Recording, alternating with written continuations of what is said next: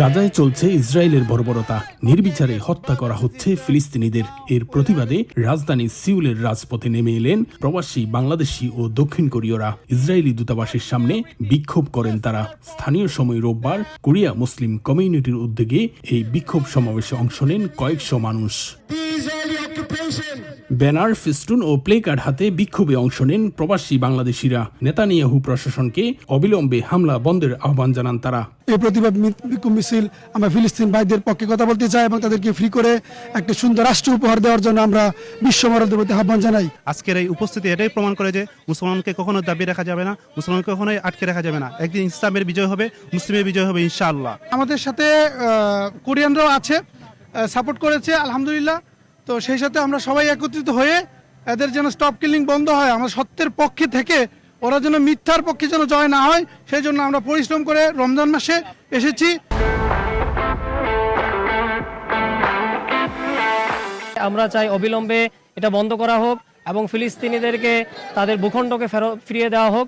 সেই সাথে এই যে অবস্থানের মধ্য দিয়ে যে যাচ্ছে পৃথিবীর জাতিসংঘের যে নিষ্ক্রিয়তা, সেটারও আমরা ধিক্কার জানাই এবং নিন্দা জানাই। দখলদার ইসরায়েল আজকে ফিলিস্তিনি শিশুদেরকে, আমাদের ভাই বোনদেরকে নির্বিচারে হত্যা করতেছে, বোমা নিক্ষেপ করতেছে। জাতিসংঘ এতে নিষ্ক্রিয় হয়েছে। আমরা এটা তীব্র নিন্দা ও প্রতিবাদ জানাচ্ছি। ইসরায়েলি আগ্রাসনের তীব্র প্রতিবাদ জানান কোরীয়রাও। গণহত্যাকারী রাষ্ট্র হিসেবে পরিচয় দিয়ে আসছে ইসরায়েল। গাজায় বর্বর হত্যাযজ্ঞের বিরুদ্ধে প্রতিবাদ জানাতে হবে বিশ্বকে। আমরা কোরীয়বাসীরা গাজার পাশে আছি।